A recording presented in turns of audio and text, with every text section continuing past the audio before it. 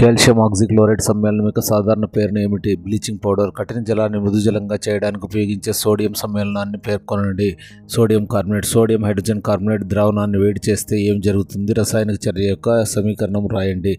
Sodium hydrogen కార్బోనేట్ను వేడి చేస్తే అది రసాయనిక వియోగం చెంది సోడియం కార్బోనేట్ నీరు మరియు కార్బన్ డైఆక్సైడ్ను ఏర్పరుచుతుంది.